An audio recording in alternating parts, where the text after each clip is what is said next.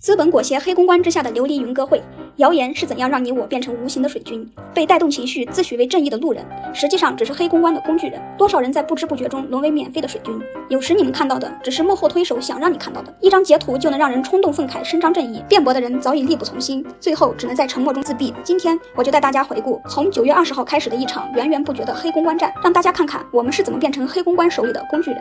9月20号晚上，某库办了一场琉璃云歌会，给这个不算火的剧一个收官，其实就是割韭菜。本来预热也就那样，那场座位都没坐满，但剧中男主陈毅却在1天之内被骂上8个微博热搜，包含2个高位热搜，几个小时内狂掉粉近10万，各种营销号联动发稿，说他素质差，不尊重女性，直播会全程冷漠黑脸，没有职业道德，没有绅士风度，私分利尽碎了一地。女主落落大方，却全程被孤立、被排挤、被冷暴力、被职场 PUA， 女主后边都受不了哭了。low 瑞丑女诈骗，女主实惨，心疼女主。很多剧粉也在说是陈毅亲手杀了吕思芬，连最后的体面都不给吗？私分很好，陈毅再见，掉粉你活该。做人不能有点职业素养吗？不能尊重别人吗？不明真相的吃瓜群众一看，好家伙，一堆男的挤兑一女的，怕男的被骂，一起上去骂2句再说。但实际情况是啥样呢？程毅今天被骂这么凶，难道是在琉璃云歌会上打了女主吗？程毅说出来你可能不信，我被骂这么凶，不是因为我对女主做了什么，而完全是因为我对女主什么都没做。我不混粉圈，但爱凑热闹，经常冲在吃瓜第一线，看娱乐圈生化撕逼，不亦乐乎。我以为我早见识过大风大浪，没想到依然对这种神操作震惊了。一个破歌会值得上8个热搜，拜托剧都没火起来呀！毕竟我也真情实感的追过琉璃，当初也满脑子都是私分。我满脑子都是私分。但是自家房子塌了的感觉真不好受。但我说实话，云歌会我没看出什么不妥，就是看直播的时候尴尬的一批，脚趾都能抠出一栋别墅。但是陈毅的直播一直都这样啊，向来都很尴尬。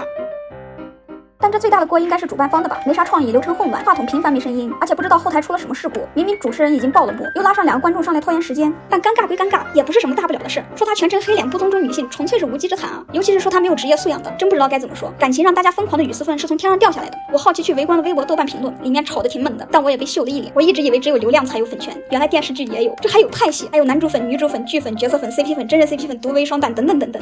我乱了。反正大概情况就是，男主在直播间没跟女主互动，没给观众撒糖，加上男主本来就拘谨，直播效果差，于是引起了粉丝的不满，感觉25块钱白花了。这里面主要不满的是一部分 CP 粉，尤其是粉真人 CP 的，加上脑子一热的部分剧粉，于是节奏被带得飞起。但是这剧播出期间那么多高光时刻，也没上过几个热搜，带男主姓名的更没有，怎么一个尴尬的破歌会值得上8个热搜？我不信没人搞他，有人在发鸟难财。半佛老师曾经说过，请大家在看瓜时养成先找利益方的习惯，这种瓜吃起来更爽，多考虑不同的可能性，多从利益的角度去思考，不要轻易被带节奏成为免费水军。多少自以为伸张正义的网友成了别人黑公关的工具人，当你成为谣言的一部分的时候，你真的以为你在吃蛙吗？你只是资本拿来用的夜壶而已。半佛老师说得好。我们看看这个歌会，他怎么就不尊重女主了？他怎么就不跟女主互动了？哦，他还真没跟女主互动，那女主也没跟他互动呀，那为什么只骂他没风度啊？反正我是没找到女主想跟他互动，但他不理人家的镜头。至于那张著名的职场 PUA 截图，我也能扒出来，看全场都在孤立男主，男的就不能被职场 PUA 了吗？还有用女权丑女做武器狙人的，我想说你心真黑。不过这图找的我真心累，一个镜头一个镜头放大了抠细节，想想黑公关真他妈不好当，不整点列文虎可真不行。说实话，谣言批到这儿，剩下的我都懒得扒了。人的表情、动作、行为本来就有多种解读。听说这2天男主拍戏活动连轴转，3天仅睡了4个小时。采访的记者看他满眼红血丝，他本来就状态不佳，但那又怎样？路人会知道这些？你直播效果差就是原罪，你状态不佳，我刚好能扒更多细节黑你。甚至还有源源不绝的新谣言，他们扒细节累，我澄清的更累。造谣一张嘴，辟谣跑断腿，但解释了有什么用呢？大多数粉丝和吃瓜群众，只要被先入为主后，就很难被纠正了。有些艺人粉丝多，战斗力强，就算是这样，也有很多谣言辩都辩不清。某顶流被造谣说他带粉丝网暴某知名艺术家，多少吃瓜群众以为是真的，而那些粉丝少的被阴死的艺人更是尸骨无存。即使谣言辩清了又怎样？半佛老师又说，你污蔑一个女生男女关系不正当是绿茶婊，即使你是造谣，但周围人看他的目光也会变得不一样。唉，我们还是从利益的角度来看问题吧。那么从利益的角度来说，主办方某库和出品方某瑞脑子瓦特了，敢在直播活动中公然孤立女主，他们的利益诉求是想赚钱，想让剧有好口碑，想继续割下一波韭菜。但挨骂能赚钱吗？挨骂能让剧有好口碑吗？挨骂能割到韭菜吗？观众不是抖 S 啊！而男女双方都在避嫌，他们这么做肯定有背后的利益考量。至于某瑞为啥让自家艺人这么急着去撇清关系，一点缓和的时间都不给，感兴趣的可以自己去搜一搜，网友时间线和骚操作都扒出来了。实在不行，问问也是顶流的某粉丝们，你会收到大大的惊喜。当然是真是假自己去查证。热搜 top 50只要能上榜30万打底，但前后这么多热搜，然而这只是开头，琉璃专组疯狂被删帖，哪怕是实事求是的演技讨论也不行，成了一言堂。资本就是有本事让人开不了口，发动舆论打公关战是个低成本高收益的操作。那么在这场黑公关谣言战下，谁是获利者？某瑞不是啥好东西，某库也不无辜，怕被分蛋糕的既得利益者们也不干净，各方混战，鱼龙混杂，谁都想分一杯羹。当然这里面最大的获利者是谁，我就不明说了，毕竟谁涨粉最多来着。接下来是经典公关案例，第一步，孤立女演员不互动，打好时间差。直播期间就开始带节奏、带职场霸凌、消费女权、diss 演员及公司吃相难看的话题，一通操作猛如虎，热血冲动的一些人立马被带了节奏，激情开麦。但等到冷静下来，加上澄清反黑多有视频有图片，一部分人开始清醒。然后第二步，开始怼男主情商低、人品差。但凡稍微了解他的就知道，他这段时间疯狂拍戏赶进度，没时间看剧。因为看戏嘛，因为我平时还拍戏，这个角色以外的东西基本上不怎么看，所以就可能上次直播的时候稍微前些都不知道，因为我还在演着这个戏呢。对，现在努力把这个戏拍好，还真没有时间去看琉璃，我自己蛮想看。琉璃都19年拍的了，这回角色还沉浸在阴郁皇帝李岩身上吧？怎么能 get 到观众的点呢？而且他性格腼腆拘谨，不擅长社交，4年前就在舆论引导下被黑过一波，于是采访变得一本正经、小心翼翼，经常因为过于小心而答非所问。以前我是上台，我站得正，我不敢说话了。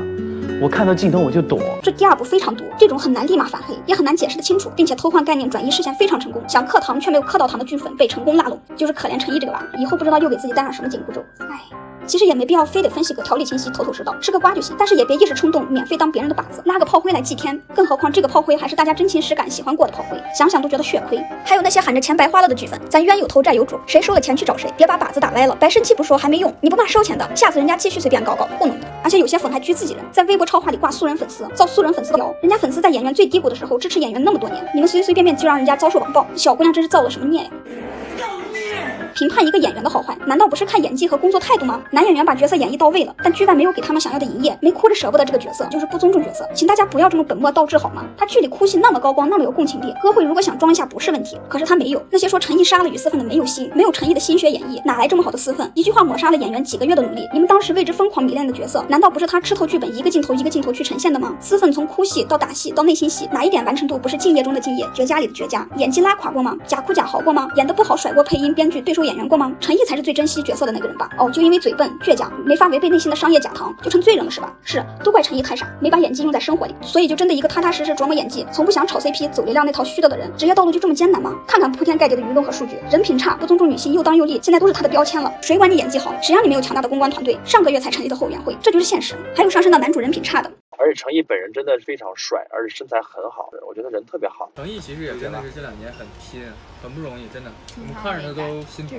原来观众2个小时的直播就能比他朋友同事更了解他。说到底，舆论变成这样，眼泪是最好的武器，卖惨是最好的演技，营销才是最好的能力。说实话，我不是为他卖惨，他再可怜再辛苦，也比我赚得多。但这世上比我过得好的人多了去了，我为啥关心他？因为我也在看我的利益，我是个观众，这些演员不过是观众用来克剧的工具人罢了。但是挑工具人的时候，请大家多用点心吧，别净挑些会营销的绣花枕头，然后被收了钱的营销号带节奏去嘲讽一些没犯啥原则性错误但有些许实力的演员们。陈毅没多帅，刘丽也没那么完美，但他的与私愤很有共情力，私愤的气质很特殊，是我从前看过很多古装男神里都没有的那种温柔与坚韧。他踏实努力，能用心演绎出每个生动的角色。难道就因为短短2个小时的不如人意，就要抹杀他几个月呕心沥血创造的作品？他不过是个刚熬出头的横店民工罢了。你们解锁云歌会的钱，真觉得能进他的口袋？少些不过脑子发泄情绪的谩骂，多些对演员角色和演技的支持，至少这样能让他有更多机会去演更多角色，对他好，对观众也好。剧里私愤说，如果爱一个人，因为没有得到回应，就要伤害他，那这样的人也不会为人所爱，也不配爱人。你留下，只在眼角。